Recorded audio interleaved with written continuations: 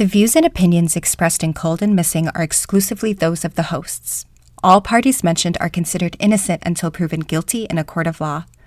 Cold and Missing also contains adult themes and languages and is intended for a mature audience. Listener discretion is advised. Hi, everybody. Welcome to Cold and Missing. I'm your host, Ali. I am your co-host, Eli.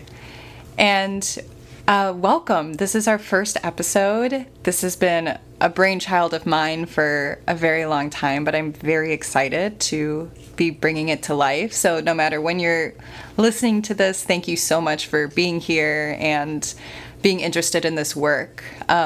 Here at Cold and Missing, we want to cover exclusively cold cases and missing person cases. So no solved crime. We're not going to be digging up skeletons, so to speak, of the past. We want to focus on unsolved, unresolved cases and try to bring peace to people and try to generate new tips and keep these stories in people's minds. A lot of these you may have never heard of. Trying to focus on small town crime, people that maybe don't get a lot of media coverage. We probably will not be covering JonBenet Ramsey here, but we're going to be covering a lot of smaller cases, interesting cases that deserve just as much attention as any of the other big unsolved cold cases or missing person cases out there. Eli and I, we live in Chicago, and I am from this area, and Eli is from Michigan, so. Do they know that I'm your husband? Oh, no, we didn't mention that. Well, I'm the husband. He's my hubby. So just some stats about cold cases that I was able to kind of dig up, and these are all kind of current as of 2021. Currently, there are over 21,000 missing person cases, and those are just what's recorded out there. That's what's reported. We know that 21,000? 21,000, over 21,000. Of just missing? Just missing persons. People, and again, these are just reported cases. So, there are a lot of instances where police maybe don't want to take a missing person report, where they maybe drop the ball. So these are just reported in the system cases. So we know that there's more people missing out there than these over 21,000. And something that I found sad and interesting, 40% of those cases are over 20 years old. So 40%, for over 20 years, there's just been no resolution, no ending, just this unanswered question of where is my loved one? And that's really sad. People deserve to know where their loved ones are, even if they have passed on. They deserve to know that, without doubt. Do you think that statistic exists because of the time period that the crimes or murders or kidnappings, because of the time period that they happened in?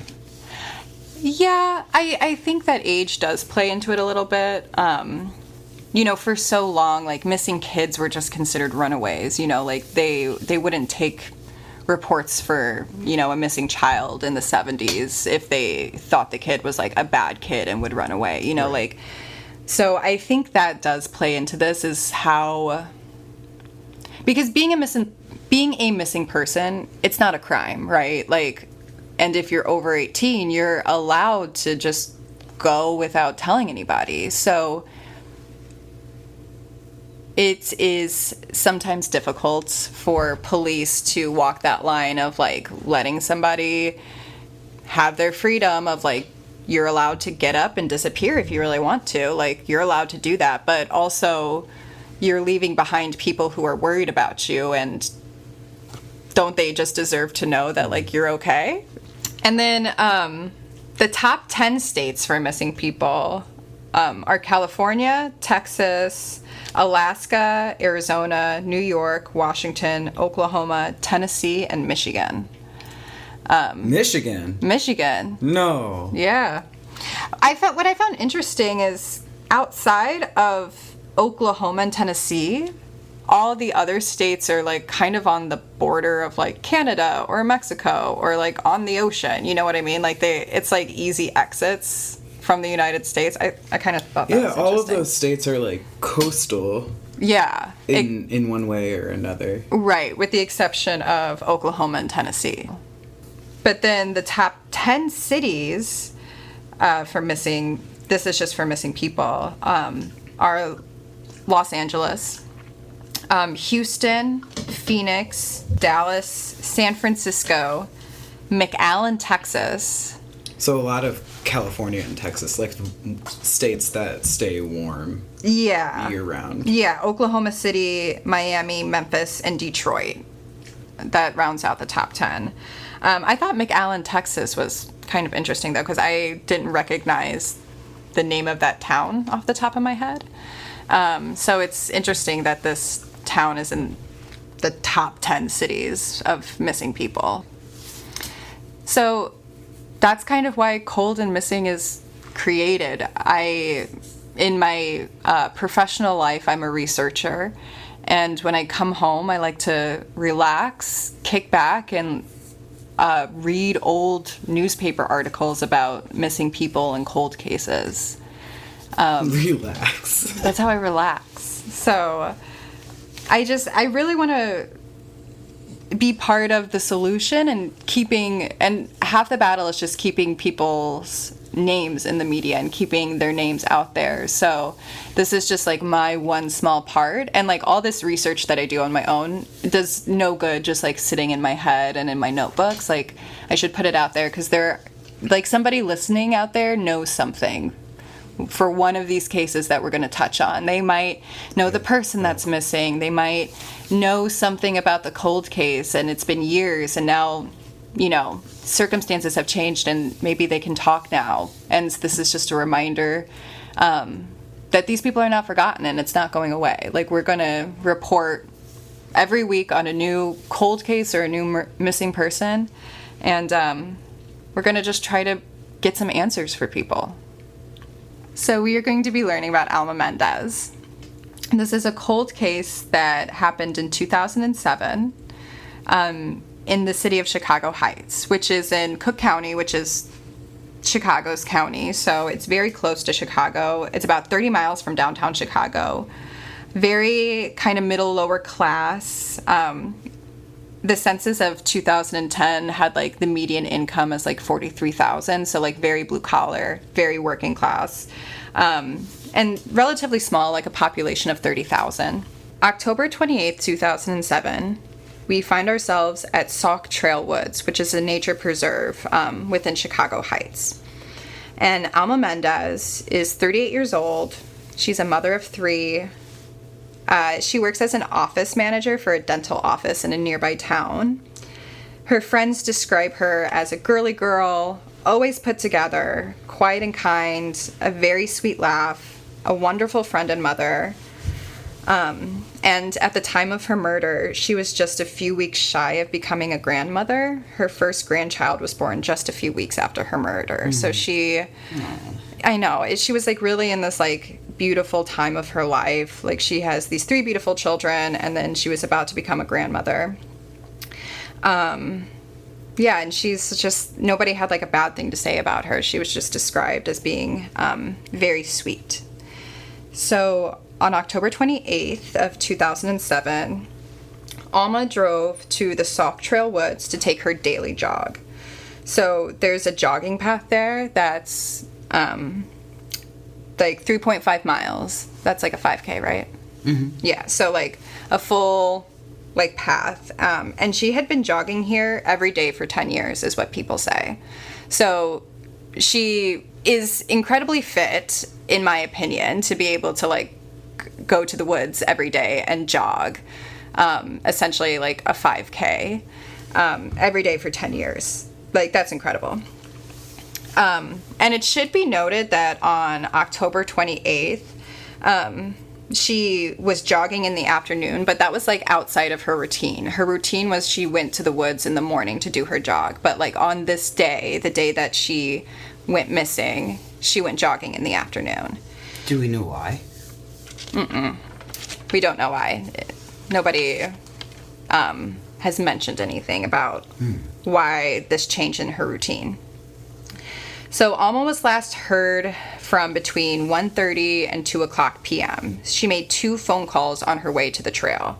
So the first phone call was to her sister Jessie. And they talked until about 1:20 p.m. And so, according to her sister Jessie, everything was normal and there was no abrupt ending. She wasn't like hurried off the phone or anything. And her sister actually ended the call because she had some visitors at her home. Her sister tried to call her back 30 minutes later, so this would be around 1:50-ish, but she never answered. Her sister was not worried at the time because she knew she was on her way to take her daily jog, so she didn't think it was weird that Alma didn't pick up her phone. Wait, so the sister knew that she would be jogging in the afternoon on this day? Yeah, so that was established that she was calling her sister. Her sister knew she was on her way to a jog, so that's why she didn't find it weird that she didn't pick up when she tried to call back, because she was like, she's jogging, you know. Do we know why she didn't jog that morning? No. Okay. No, we don't know. So then, after she hangs up with her sister, Alma calls her friend Star Garcia. And Star is a very close family friend, but Star didn't pick up, and a voicemail was left. According to Star, in the voicemail, Alma said she had, quote, something important to ask, but nothing else unusual was said, and she didn't indicate what she had to ask, so she didn't know. So we don't know what she wanted to ask Star. And Star also said that she sounded normal and wasn't hurried off the phone. So it's not like there was an abrupt ending to the voicemail. There was just the question or the statement that she had something important to ask her. And then that's it. And that's the last time that anybody hears from her, is this voicemail that's left. Because remember, her sister calls back at 1:50, but she doesn't pick up. Okay. So at this point, we know that she makes it to the woods. We know that she makes it to Sauk Trail. How do you know that? Because of the cell phone? Well, there were witnesses, because this is a pretty popular, path. And so she was last seen in her blue jogging suit, jogging on the bike trail, or on the jogging trail. So witnesses saw her on the path jogging. Okay. So later that night, so this is around 6 o'clock on October 28th, Alma was not returning her son's phone calls, which was very unusual. Like, if her children called, she always got back. That seems to be the norm. So around 6, he calls his aunt, Alma's sister. This is not the sister she talked to earlier. This is her other sister, Maria. So her son calls Maria and asks her if, do you know where my mom is? Can you look for her? And so they go to Sauk Trail because they know that she was jogging, and they find her car there. It's at the nature preserve, and the car was locked. There was nothing strange on the inside of the car or the outside of the car. That's reported at this time. So Maria and her husband, Can I ask a question? Yeah. Was it normal for her to drive to this trail? Yeah. Okay. From my understanding, it seems like it would be normal. And while Chicago Heights is, really close to Chicago, it is more suburban. So, you would drive from place to place as opposed to, walk like you would here. Okay. So Maria and her husband, Alma's sister and brother-in-law, they decide to drive the jogging trail in their car to see if, she was hurt. Did she fall, hurt her ankle, pass out, did something happen? So they drive the path, the jogging path, in their car, calling out her name. They're going slowly because cars aren't supposed to be on there. It's a jogging path. And They don't find her. They don't see her. They don't see any sign of her. So by 8 p.m. that night, they filed a missing persons report.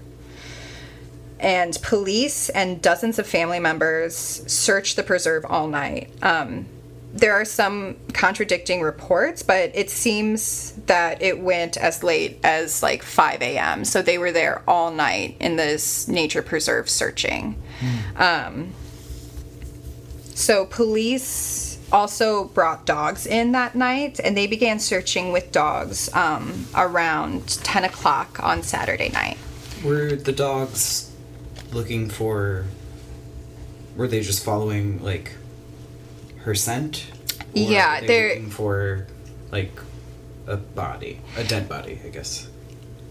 From the newspaper reports I read, it seems like they were looking for her. They didn't have cadaver dogs. Like, they weren't specified as cadaver dogs. They were just like search and rescue dogs. So Okay. At this point, I would think that they're still looking for her. Someone who is alive. Yeah, and maybe hurt, because the nature preserve is really big. This like jogging path that like kind of goes around a lake is What just. state is it in again? Texas? No, this is in Illinois, Chicago. Oh, yes. Okay. So just like the jogging path is just one small section of it.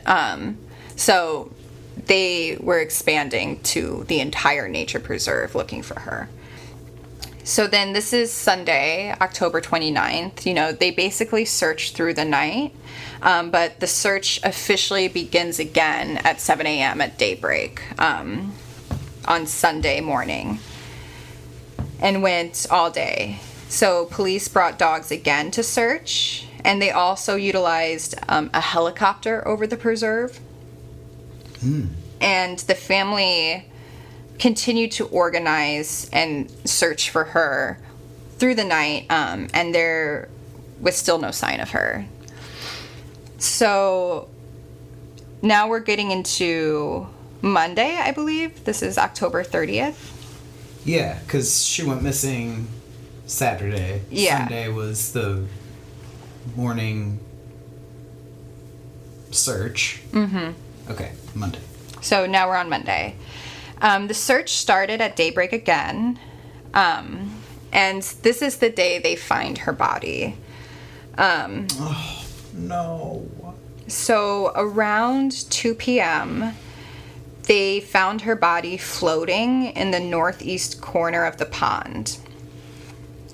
And she was found floating just yards from the jogging path. So she was about 15 feet from the bank of the trail, and then 20 feet from the jogging path.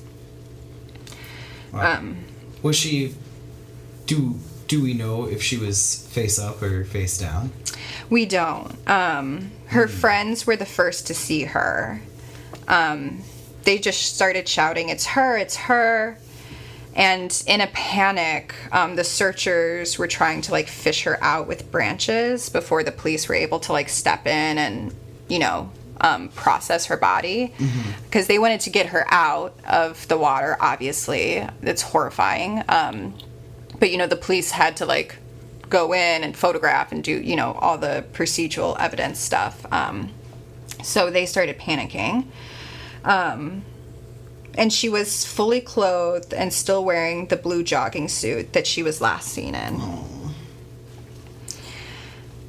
in. So we're going to get into like kind of some of the autopsy results and some of the things that I've kind of pieced together. So since it's a cold case, we don't know all the details. Obviously, the police keep some things close to the chest, so that way, when they have a suspect, they have some information that, like, only the killer would know. So not every detail is out there. But since this happened in 2007, in reading through every newspaper article, every online article I could find, there are some pieces of information that have kind of been dropped through the years. So we're going to start in 2007 and then kind of move to more current with information. So her autopsy results revealed that she had multiple blunt trauma injuries to the head. And newspapers say the attack was brutal. Like, it's quoted as using the word brutal. So, like, it was bad, what really happened. So someone, like, really hurt her. Yes. Before they presumably killed her. Yes. So okay. She had those multiple blunt force traumas to the head, and then her throat was cut several times. Oh. And there were no signs of sexual assault. So that's all the information that came out in 2007. Okay. In 2008, police asked the public for any information on a small two-door truck last seen around the time of her disappearance. Witnesses saw the truck on the trail, which was highly unusual because, like I mentioned before, it's a jogging trail and vehicles aren't allowed on there. So it was... Yeah, it's like driving a vehicle, like, on the beach. It looks and is out of place. Totally, yes. So... a year after her death, police asked for information about this, small gray truck. And then in 2011, her sisters were interviewed. And her sisters revealed that she was actually ran over first, according to detectives, and then her throat cut and then placed in the water.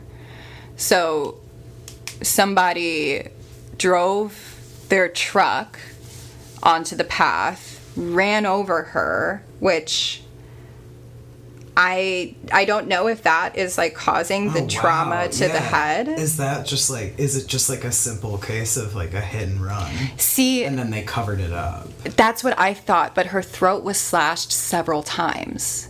Yeah, but if they're panicking and I don't know if you panic. That's also I know this is a problematic word, but that's crazy behavior to... Yeah, like, it's one thing to, like, accidentally drive your truck onto a jogging path, like, whoops, sure, like, maybe it happens, right? Like, it can happen. It's another thing to maybe then go speeding around, like, to keep going. Yeah. To hit somebody, and then panic, so you cut their throat a couple of times, it's like maybe, but like that just seems so brutal. Like, yeah, to quote, what the newspaper article says, like, it's brutal. Like, if she was ran over and then somebody cut her throat and then put her in the water, like, it's fucked up, like, that's fucked up. It sounds like I don't mean like a crime of passion, but like intentional in the way that like someone knew the person who did this knew her. Yeah. Or they're just like a deranged murderer or serial killer. But that only did this once. Yeah. Yeah, which doesn't really track. So in 2008, police felt very confident that the case would be closed soon. So that was 2008, and we are now in the year 2022, and the case is still open. So it has not been closed. And it is known that Alma had been under stress in the weeks leading up to her murder. So her mother had suffered a brain aneurysm months before, so she was actively taking care of her mother. And then this is a very interesting fact. She had separated from her husband of 19 years 3 weeks before her death. Wow, that's very interesting. Has he been questioned? Is he a person of interest? Is that no? So he was never publicly named a person of interest, but his alibi was reported in the newspaper, and it's his alibi is that he was with his family all day. So it's a solid alibi? Yes. Or is there, like, That's the thing. We don't know, and I don't think we will know unless this person is brought to justice. Because, like, a family can lie for you, and, that is something that has happened in the past. I don't know that it's happening here. But it obviously is interesting that after 19 years together, this separation happens, and then we have this what feels like personal crime of, being run over and your throat slashed and then being put into the water.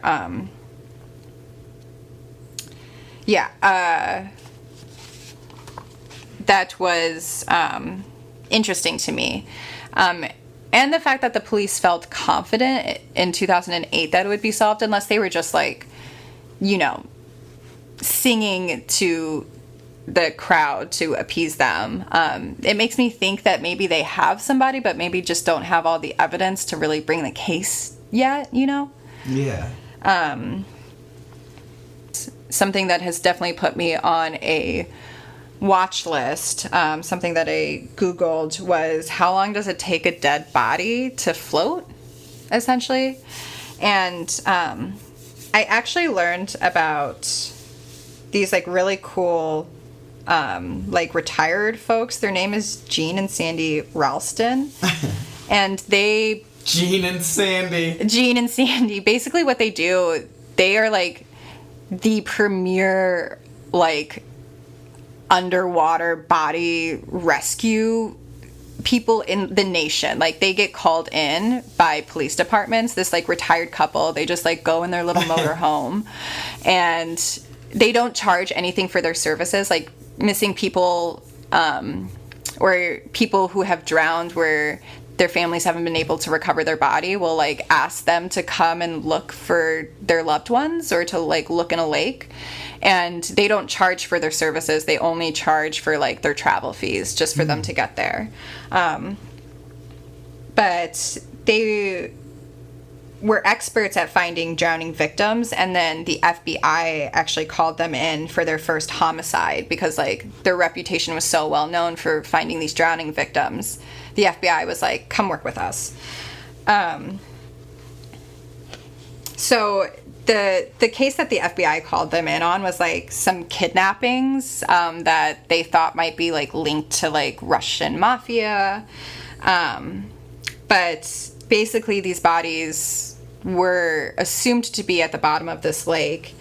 And Gene and Sandy, they actually found the first body on their own because they got up to search before everybody else. So, like, they got there and they're like, let's get to work. And, like, just went out on their own and found the first body that, like, the FBI had been looking for weeks. So, like, they were just out there before breakfast and they were like, we got it. Gene and Sandy. But in reading about them, I learned that after death, the body fills, with gases as the body breaks down. And it's mostly in the stomach and chest, creating a balloon effect. So it takes between 2 to 3 days for a body that has been put in the water, or for a drowning victim to resurface naturally, using the gases. If it's wintertime and the water's especially cold, it could take 5 to 7 days for the body to come up. But overall, it's 2 to 3 days. And that would track for Alma, for her dying on October 28th, that day that she went missing, going for her daily jog. Right. It makes sense that her body was then found 2 days later, almost 48 hours, It seems like her body came up around 2 p.m. that day that they found it, which would have been almost 42 hours after she was last seen at the jogging trail. Okay. But that is all we have for Alma. She is considered a cold case. It doesn't appear that there's a detective actively on it. When I went to go see, like, you know, if anybody has any tips or knows anything about this, when I went to go try to find the detective's information to include here, it just sent me to like an online form to like fill out tips.